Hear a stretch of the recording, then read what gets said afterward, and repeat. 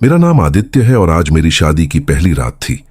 पूरा दिन शादी की रस्में और खुशियां मनाने के बाद मैं अब अपनी नई पत्नी सिया के साथ हनीमून सूट के कमरे में अकेला था। कमरा बेहद खूबसूरत ढंग से सजा हुआ था। गुलाब के फूल, मोमबत्तियां और चादरें, सब कुछ परफेक्ट था। तुम ठीक हो आदित्य? सिया ने पूछा। उसकी आवाज में एक अजीब सी घबराहट थी। हाँ, बस थोड़ा थक गया हूं, मैंने मुस्कुराते हुए कहा। मैंने उसे गले लगाया और कमरे के बालकनी की तरफ इशारा किया। चलो बाहर बैठते हैं, हवा बहुत अच्छी चल रही है। बालकनी में बैठकर हमने कुछ देर बातें की। सिया मेरे स्कूल की सबसे अच्छी दोस्त की बहन थी, इसलिए हम एक दूसरे को कई सालों से जानते थे। पर आज वो कुछ अजीब सी लग रही थी। उसकी आंखों में वो चमक नहीं थी जो आमतौर पर होती थी। तुम आज कुछ अलग लग रही हो, मैंने कहा। नहीं, बस शादी की थकान है, उसने जल्दी से कहा। रात के लगभग 11 बजे हमने सोने का फैसला किया। मैं बाथरूम गया और तैयार होकर वापस आया। जब मैं बेडरूम में वापस आया तो देखा कि सिया बिस्तर पर बैठी है और आईने में अपने आप को देख रही है, पर उसका चेहरा बहुत गंभीर था, जैसे कोई गहरी सोच में हो। क्या हुआ? मैंने पूछा। उसने तेजी से मुड़कर मेरी तरफ देखा और फिर अचानक मुस्कुरा दी। कुछ नहीं, चलो सोते हैं। हम बिस्तर पर लेट गए। मैंने लाइट बंद की और उसे गले लगा लिया। कुछ देर बाद मैंने महसूस किया कि सिया की सांसें बहुत तेज चल रही हैं। तुम ठीक तो हो? मैंने चिंता से पूछा। हाँ, बस सपना आ रहा था, उसने कहा। मैंने उसे चूमा और सोने की कोशिश की। आधी रात को मैं एक अजीब सी आवाज से जाग गया। ऐसी आवाज जैसे कोई धीरे धीरे बिस्तर के पास चल रहा हो। मैंने आंखें खोली। कमरा पूरी तरह अंधेरा था, सिर्फ बाहर की स्ट्रीट लाइट की हल्की रोशनी आ रही थी। मैंने महसूस किया कि सिया बिस्तर पर नहीं है। सिया, मैंने फुसफुसाया। कोई जवाब नहीं। मैं बिस्तर से उठा और धीरे धीरे कमरे में देखने लगा। बाथरूम का दरवाजा बंद था और उसके अंदर से कोई रोशनी नहीं आ रही थी। मैंने लिविंग रूम की तरफ देखा, वहां भी अंधेरा था। तभी मैंने किचन की तरफ से हल्की सी आवाज सुनी। मैं वहां की तरफ बढ़ा। जैसे ही मैंने किचन का दरवाजा खोला, मैंने देखा कि सिया फ्रिज के सामने खड़ी है और पानी पी रही है। तुम्हें प्यास लगी थी? मैंने पूछा। वो अचानक मुड़ी। उसकी आंखें चौड़ी हो गईं, जैसे कोई डर गया हो। हाँ, प्यास लगी थी। चलो वापस चलते हैं, मैंने कहा। हम वापस बेडरूम में आए। सिया बिस्तर पर लेट गई और मैं भी लेट गया, पर मैं सो नहीं पा रहा था। कुछ अजीब था। सिया के चलने का तरीका, उसकी आवाज, सब कुछ थोड़ा अलग लग रहा था। सुबह जब मैं उठा तो सिया पहले से ही तैयार थी और मेरे लिए नाश्ता लेकर आई। गुड मॉर्निंग, उसने मीठी आवाज में कहा। गुड मॉर्निंग, मैंने कहा। तुम इतनी जल्दी उठ गई? हाँ, नाश्ता तैयार किया है तुम्हारे लिए, उसने कहा। मैं हैरान था। सिया को तो कभी खाना बनाना अच्छा नहीं लगता था। उसकी मां अक्सर कहती थी कि सिया ने कभी रसोई में हाथ तक नहीं लगाया। तुमने खुद बनाया? मैंने पूछा। हाँ, उसने मुस्कुराते हुए कहा। शादी के बाद सब कुछ नया होता है ना। मैंने नाश्ता किया। स्वाद बेहतरीन था, पर मैं समझ नहीं पा रहा था कि सिया इतनी अचानक कैसे बदल गई। उस दिन हमने शहर घूमने का प्लान बनाया। पूरे दिन सिया बिल्कुल नॉर्मल थी, बातें करती, हंसती, मजाक करती, पर कभी कभी मैं उसे अजीब तरह से मुझे देखते हुए पाता, जैसे कोई मेरे बारे में कुछ जानने की कोशिश कर रहा हो। शाम को जब हम होटल वापस आए तो सिया ने कहा कि उसे सिर दर्द है और वो जल्दी सोना चाहती है। मैं भी थक गया था, इसलिए तैयार होकर सो गया। आधी रात को मैं फिर से एक आवाज से जाग गया। इस बार ये आवाज बाथरूम से आ रही थी। कोई धीरे धीरे बात कर रहा था। मैंने आंखें खोली। सिया फिर बिस्तर पर नहीं थी। मैं चुपचाप बिस्तर से उठा और बाथरूम की तरफ बढ़ा। दरवाजा बंद था, पर उसके अंदर से हल्की सी आवाज आ रही थी। मैंने कान लगाकर सुना। हाँ, मैं समझ गई, पर वो शक करने लगा है। सिया की आवाज थी। कौन था उसके साथ बात कर रहा? फोन, पर फोन तो बेड साइड टेबल पर पड़ा था। मैं कोशिश करूंगी, जल्दी ही सब खत्म हो जाएगा, उसने फुसफुसाते हुए कहा। मैंने दरवाजे का हैंडल घुमाया। दरवाजा अंदर से बंद था। सिया, तुम ठीक हो? मैंने पूछा। अंदर से आवाजें रुक गईं। कुछ सेकंड बाद दरवाजा खुला। सिया खड़ी थी। उसके चेहरे पर एक अजीब सी मुस्कान थी। क्या हुआ? उसने पूछा। तुम किससे बात कर रही थी? मैंने सीधे पूछा। किसी से नहीं, शायद तुम न। मैनेजर की बात सुनकर मेरे होश उड़ गए। दोसिया, यह कैसे संभव था? आपको गलती हुई होगी, मैंने कहा, पर मेरी आवाज में खुद ही यकीन की कमी थी। श्रीमान, हमारा गार्ड 10 साल से यहां काम कर रहा है, वो कभी झूठ नहीं बोलता, मैनेजर ने कहा। उसने साफ देखा, 2 औरतें, दोनों एक जैसी, बगीचे में आपस में बात कर रही थीं। मैं वापस अपने कमरे की तरफ चला। मेरे दिमाग में तूफान चल रहा था। कल रात की सारी घटनाएं याद आ रही थीं। सिया का अजीब व्यवहार, बाथरूम में बात करने की आवाज, और अब ये। जब मैं कमरे में पहुंचा तो सिया बिस्तर पर बैठी टीवी देख रही थी। उसने मुड़कर देखा और मुस्कुरा दी। क्या हुआ? तुम्हारा चेहरा इतना उदास क्यों है? उसने पूछा। कुछ नहीं, मैंने कहा, बस थोड़ा सिर दर्द है। चलो, मैं तुम्हारे सिर की मालिश कर देती हूं, उसने कहा। मैं बिस्तर पर बैठ गया और उसने मेरे सिर की मालिश शुरू की। उसके हाथों का स्पर्श ठंडा था, बिल्कुल बर्फ जैसा। तुम्हारे हाथ बहुत ठंडे हैं, मैंने कहा। हां, अभी अभी हाथ धोए हैं, उसने जल्दी से कहा। मैंने आंखें बंद कर लीं और उसकी मालिश का आनंद लेने की कोशिश की, पर मेरा दिमाग बस उसी बात पर अटका हुआ था। दोसिया? सिया, मैंने आंखें खोलते हुए कहा। कल रात तुम कहां थी? उसके हाथ रुक गए। क्या मतलब? मैं यहीं तो थी। मैंने आधी रात को देखा, तुम बिस्तर पर नहीं थी, मैंने कहा। मैं बाथरूम गई थी, उसने कहा। उसकी आवाज में हल्की सी घबराहट थी। पूरी रात? मैंने पूछा। नहीं, बस कुछ देर के लिए, उसने कहा। तुम्हें शायद गलतफहमी हुई। मैं चुप हो गया। मैं जानता था कि कोई गलतफहमी नहीं थी, कुछ तो गड़बड़ थी। रात को खाना खाने के बाद हम बालकनी में बैठे थे। सिया चुपचाप आसमान की तरफ देख रही थी। तुम्हें याद है जब हम पहली बार मिले थे? मैंने पूछा अचानक से। उसने मेरी तरफ देखा। हां, तुम मेरे भाई के साथ स्टडी करने आए थे और तुमने हमारे लिए चाय बनाई थी, मैंने कहा। हां, उसने मुस्कुराते हुए कहा। पर मैं जानता था कि यह सच नहीं था। असली सिया ने उस दिन चाय नहीं बनाई थी, उसकी मां ने बनाई थी। मैंने जानबूझकर गलत बात कही थी और उसने उसे सही मान लिया था। तुम्हें याद है तुमने चाय में नमक डाल दिया था? मैंने आगे पूछा। उसने हंसते हुए कहा, हां, वो तो बहुत अजीब था, पर ऐसा कुछ हुआ ही नहीं था। मैंने पूरी तरह से एक झूठी याददाश्त बनाई थी और वो उसे सच मान रही थी। मेरा दिल तेजी से धड़कने लगा। ये औरत सिया नहीं थी। रात को जब सिया सो गई तो मैं उठा और धीरे से उसके पर्स से उसका फोन निकाला। पासवर्ड लगा था। मैंने उसकी उंगली से फोन अनलॉक करने की कोशिश की, पर तभी। क्या कर रहे हो? सिया की आवाज ने मुझे चौंका दिया। मैंने मुड़कर देखा। वो बिस्तर पर बैठी मुझे देख रही थी। उसकी आंखों में एक अजीब सी चमक थी। कुछ नहीं, बस पानी पीने जा रहा था, मैंने कहा और फोन वापस रख दिया। आओ सो जाओ, उसने कहा। मैं बिस्तर पर लेट गया। मेरा दिमाग सैकड़ों सवालों से भरा हुआ था। अगर ये सिया नहीं है तो कौन है? और असली सिया कहां है? अगली सुबह मैंने एक प्लान बनाया। मैं सिया के परिवार वालों से संपर्क करूंगा और पता लगाऊंगा कि क्या हुआ है। सिया, मैं थोड़ा बाहर जा रहा हूं, मैंने कहा। कुछ जरूरी काम है। ठीक है, उसने कहा। जल्दी वापस आना। मैं होटल से बाहर निकला और नजदीकी कैफे में जाकर सिया के भाई कुणाल को फोन किया। कुणाल, मैं आदित्य बोल रहा हूं, मैंने कहा। अरे आदित्य, हनीमून कैसा चल रहा है? कुणाल ने खुशी से पूछा। सब ठीक है, मैंने कहा। सुनो, एक बात पूछनी है। क्या बात है? क्या सिया में कोई अजीब बदलाव दिख रहा है? मैंने सीधे पूछा। बदलाव? क्या मतलब? कुणाल ने पूछा। मतलब, क्या वो हमेशा की तरह है? उसके व्यवहार में कोई फर्क? मैंने कहा। आदित्य, तुम क्या कहना चाह रहे हो?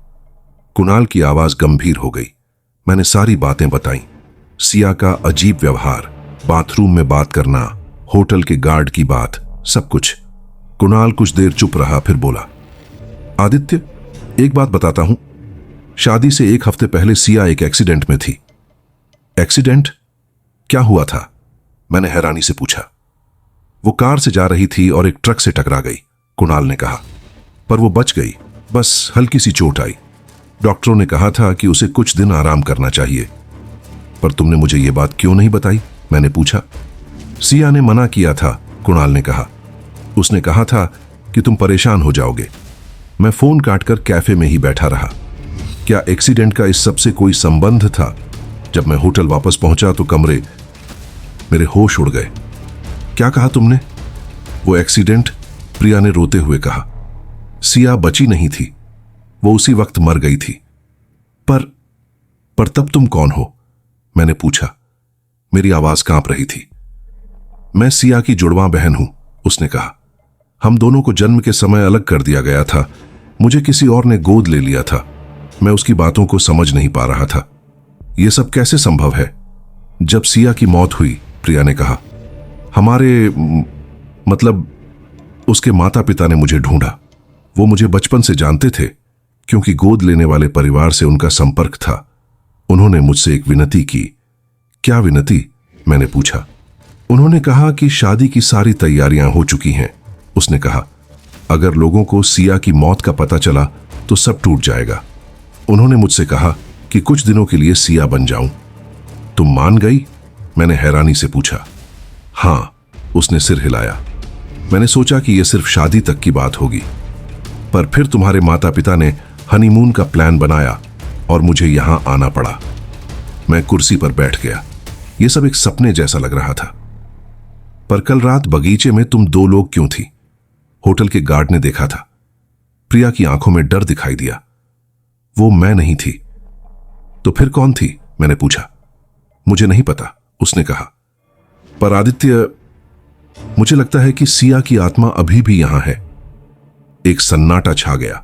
मैं उसकी बातों का मतलब समझ नहीं पा रहा था। क्या तुम सच कह रही हो? मैंने पूछा। हां, उसने कहा। कल रात मैंने उसे देखा बाथरूम के आईने में।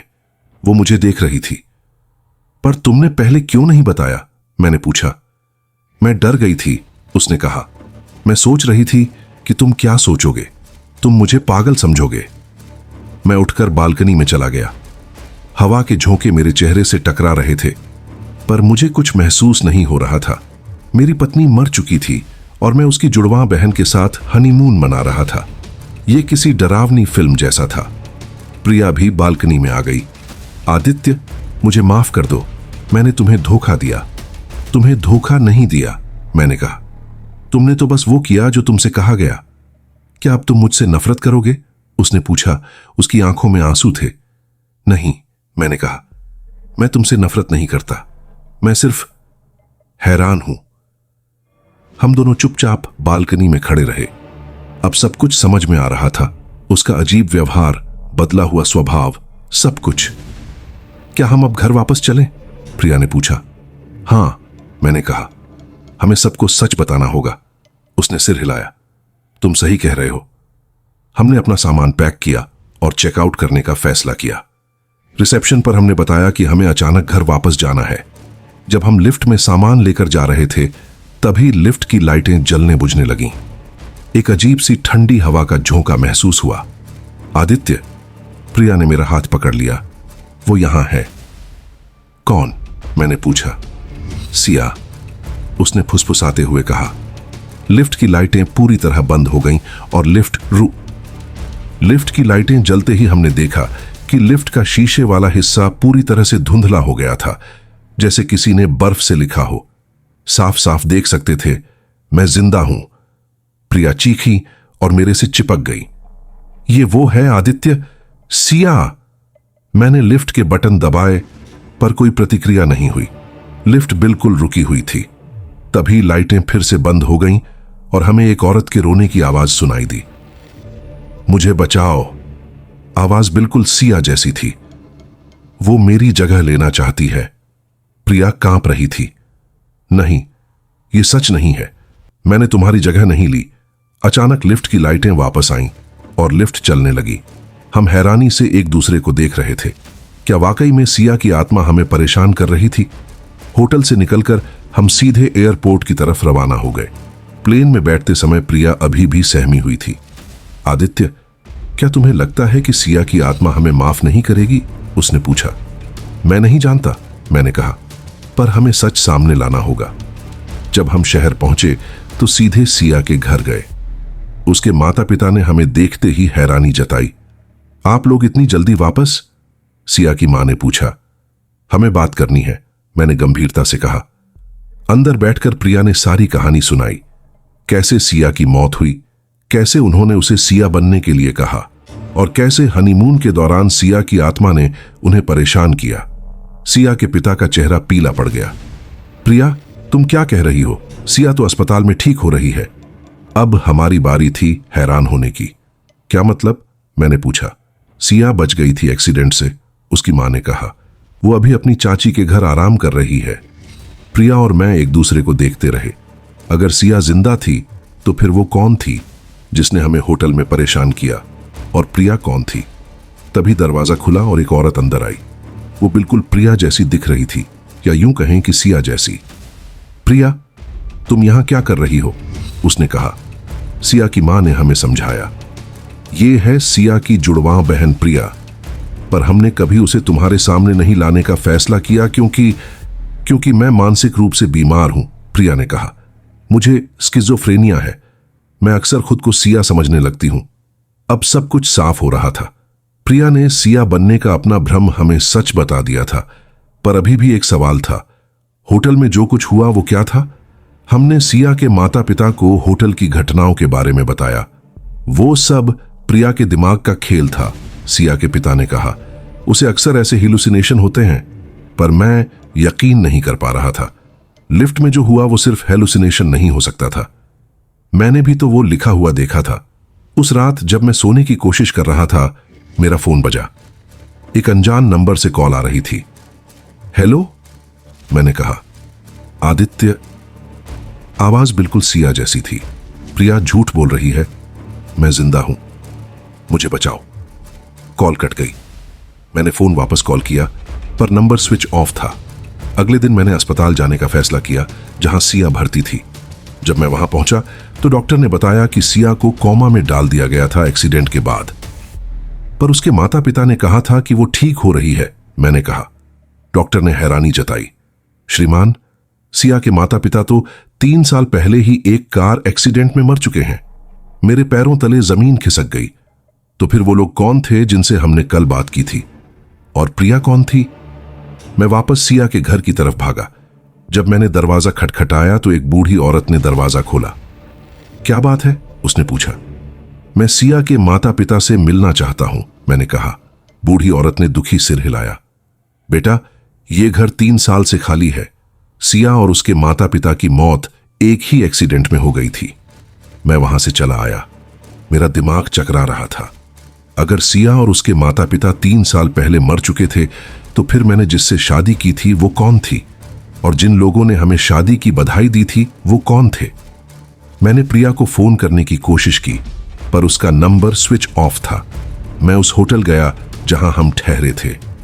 श्रीमान आदित्य, मैनेजर ने कहा, आपकी पत्नी ने कल रात ही चेकआउट कर लिया था। मेरी पत्नी? मैंने पूछा। क्या आपको याद है वो कैसी दिखती थी?